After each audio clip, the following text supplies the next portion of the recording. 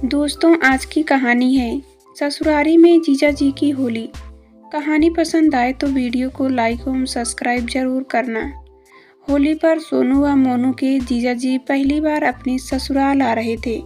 सोनू मोनू थे तो करीब 13 और 14 साल के ही, पर शैतानियों में बड़े बड़ों के कान काटते थे।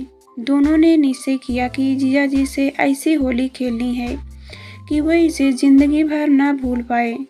इस बारे में दोनों भाई रोज तरह तरह की योजनाएं बनाते रहते।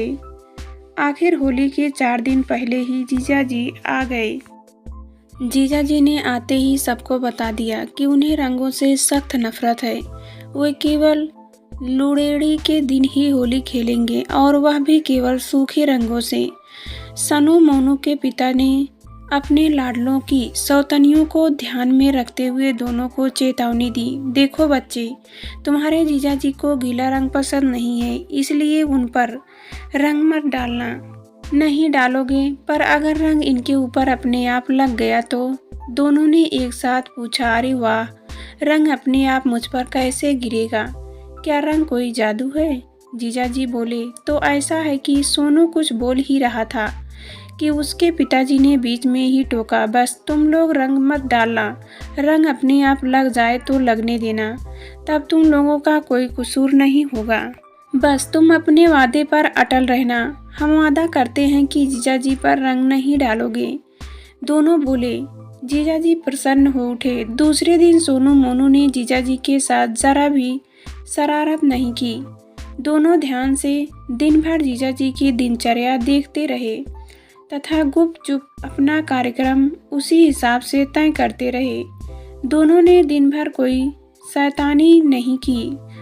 खूब घुल-मिल कर जीजा जी से बातें करते रहे। इससे जीजा जी की नज़र में वे अच्छे बच्चे बन गए। जीजा जी अपनी दिनचर्या के अनुसार सुबह उठकर अधमुंदी आंखों से पलंग के पास रखी कुर्सी पर बैठ जाते और चाय पीते। बस उसके बाद घर के पीछे वाले छोटे बगीचे में थोड़ी देर टहलते, फिर नहाते। तीसरे दिन जीजा जी पलंग से उठकर जो ही कुर्सी पर बैठे तो चौंक कर इस तरह उछले जैसे सांप पर बैठ गए हों। वहाँ कुर्सी पर रंगीन पानी से भरे रबड़ के गुब्बारे रखे हुए थे। जीजा जी के बैठने से कोई गुब्बारे फूट गए और जीजा जी के नीचे से एकदम रंगीन हो गए। इस कुर्सी पर गुब्बारे किसने रख दिए? पूछते हुए जीजा जी स्नान घर की तरफ भागे। यहाँ देख, सोनू चीखा। जीजा जी, आपने हमारे गुब्बारे क्यों फोड़ दिए? उधर सोनू ने स्नान घर वाले नल को पीछे से बंद कर दिया था और एक जग चाशनी का भरकर वहाँ रख दिया था। जीजा जी ने उस चाशनी को ही पानी समझकर उसे अपने शरीर को निचले हिस्से पर लगाकर रंग धोया और अकड़ाते हुए निकला तथा बगीचे में टहलने चले गए। चाशनी के कारण जीजा जी का पजामा शरीर से चिपक गया और थोड़ा सा रस पजामे से बाहर भी आ गया। इस रस से सोनू थोड़ा गुलाब जल भी डालना न भूला था। अतः थोड़ी देर में कई मधुमक्खियां आकर जीजा जी के पीछे भनभनाने लगी। खूब बुदार मीठे रस की गंध पाकर गली की एक कुतिया भी जीजा जी के पीछे लग गई। अब आगे जीजा जी तथा पीछे पीछे मधुमक्खियाँ और कुतियाँ चक्कर लगाने लगी। जीजा जी की हालत देखते ही बनती थी। तब तक 10-12 और मक्खियाँ कहीं से आ गई और वे भी जीजा जी के पीछे लग गई। सोनू तो मौके की ताक में था ही। वह जीजा जी से बोला, जीजा जी, आप फौरन घर के अंदर भाग जाइए और दरवाज़ा बंद कर लीजिए। जीजा जी घर के अंदर जाने वाले दरवाजे की तरफ लपके, पर वहाँ तो बंद था। सोनू बोला, यह दरवाज़ा बड़ी कठिनाई से खुलता है, मैं तो इसे खोल ही नहीं पाता। आप जरा जोर लगाकर खोल लें। अपनी योजना के मुताबिक मोनू दरवाजे को अंदर से बंद करके सिटकिनी लगाए खड़ा था तथा दोनों ने पहले से ही दरवाजे के हैंडल के कुछ पेंच खोल रखे थे। जिया जी ने आओ देखा ना ताओ झट दरवाजे की हैंडल को पकड़कर अपनी तरफ पूरी ताकत से खींचा, क्योंकि वे मधुमक्खियों तथा कुतियों के पीछा करने से पूरी तरह तंग हो चुके थे। पूरी ताकत लगाने से हैंडल उखड़कर जीजा जी के हाथ में आ गया और जीजा जी धमार से नीचे जा गिरे। सोनू ने अंदाज़ा लगा लिया था कि जीजा जी कहाँ गिरेंगे, इसलिए उसने पहले से ही एक गहरे रंग से भरा टब खिसका कर निशाने पर रख दिया था। अतः जीजा जी धड़ाम से उसी टब में गिरे। अब उनकी हालत देखने लायक हो गई थी। जीजा जी गिरते ही चिल्लाए, यह टब यहाँ किस नालायक ने रख दिया था। सोनू झट से दरवाज़ा खोलकर बाहर आया और जीजा जी की हालत पर हंसते हुए बोला, जीजा जी यह टब मैंने अपने दोस्तों के लिए भरा था, आपने तो इसका सत्यानाश ही कर दिया है। हमने अपने वादे के मुताबिक पर रंग नहीं डाला, आप तो खुद ही रंग में जा कर गिर गए हैं। हंगामा सुनकर मोनू के पिता, माता, बहन सभी दौड़ आए। जीजा जी की हालत देखकर सारे खिलखिलाकर हंसने लगे। जरा देर बाद सोनू के पिताजी ने गंभीर होते हुए दोनों को डांटा, नलायकों, अभी होली में 2 दिन बाकी है, तुम लोग ये सारी शरारतें बंद करो और चुपचाप अपने कमरे में जाकर पढ़ो। खबरदार अगर दिन भर बाहर निकले। यदि जीजा जी के कमरे की तरफ झांका भी तो सोनू मोनू मुंह लटकाए अपने कमरे में चले गए और जीजा जी नहाने धोने चले गए। अगले दिन तक सोनू मोनू एकदम शांत रहकर आश्चर्य बच्चों की तरह अपने कमरे से बाहर नहीं निकले तथा वहीं पढ़ते रहे। दोपहर बाद जीजा जी ने सोचा, अकेले बोर हो रहा हूँ, थोड़ी देर सोनू मोनू के कमरे में ही जाकर गपशप कर लूँ। सोनू मोनू के पढ़ाई के कमरे में एक मेज तथा 2 कुर्सियाँ थीं, जिन पर बैठे दोनों भाई पढ़ रहे थे।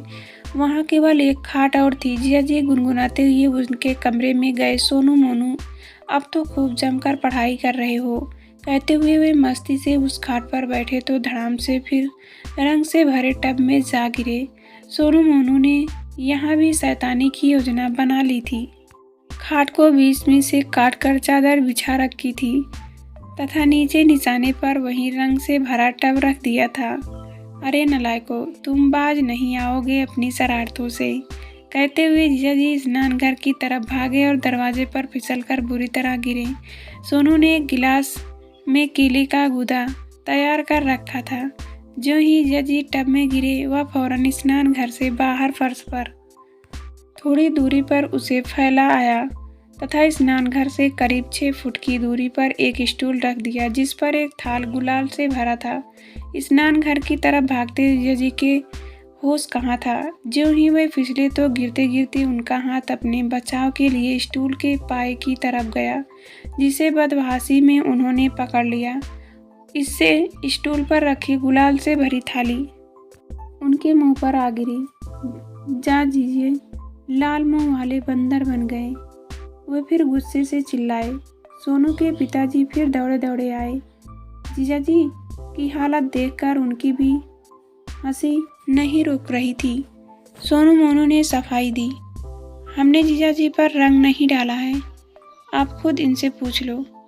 आखिर सोनू के पिताजी ने उन्हें उठाया और स्नान घर में पहुंचाया। सोनू मोनू ने स्नान घर में साबुन की टिकिया को हटाकर उसकी जगह बूट पॉलिश में काला रंग मिलाकर एक टिकिया बनाकर पहले ही वहां रख दी थी। जीजा जी उसे खूब रगड़ रगड़ कर जब काले हबसी बने बाहर आए तो उन्हें देखकर सभी का हंसी के मारे बुरा हाल हो गया। जीजा जी कुछ देर बाद तक तो कुछ भी नहीं समझ सके, फिर हकीकत जानकर चिल्लाए, ठहरो नलायकों, तुम दोनों ने तो मेरी ऐसी हालत बनाई है कि मैं इस होली को जिंदगी भर याद रखूंगा। हम यही तो चाहते थे। दोनों एक साथ बोले, पर जीजा जी हमने अपने वादे के मुताबिक अभी तक आप पर रंग नहीं डाला है, क्या आप हमारे साथ होली खेलेंगे? अभी कोई कसर बाकी है क्या? ठहरो, मैं खेलता तो हूँ तुम दोनों को असली होली, कहते हुए जीजा जी डंडा लेकर उन दोनों के पीछे दौड़े। आखिर होली का दिन भी आ गया। उन दिनों सोनू मोनू के कुछ मित्र भी होली खेलने आए। जीजा जी घर के पीछे बने बगीचे में टहल रहे थे। उन्हें देखते ही सोनू मोनू और उनकी मित्र मंडली उनके पीछे फिल्मी गाना गाते हुए भागी। आज ना छोड़ेंगे बस हम जोली, खेलेंगे हम होली। जीजा जी उन्हें देखकर सिर पर पांव रख कर भागे और उन्होंने कमरे के दरवाजे को जोर से धक्का दिया। दरवाज़ा एक झटके से खुल गया और ऊपर से एक कुंदे से लटकी हुई रंग की बाल्टी का सारा रंग उनके सफ़ेद कपड़ों पर आ गिरा। जीजा जी ने खींचकर उनकी ओर देखा। तभी सोनू बोला, जीजा जी देखिए, अभी तक हमने अपनी प्रतिज्ञा नहीं तोड़ी है। अब भी आप हमारे रंगों से बच नहीं पाए हैं, फिर क्यों ना जमकर रंगों से होली खेल ली जाए। जीजा जी भी अब होली के रंगों में पूरी तरह रंग चुके थे और यह जान चुके थे कि इन शैतानों से जितना दूर भागा जाएगा उतनी मुसीबत और आएगी। अतः हथियार डाल दिए और फिर जमकर होली खेले।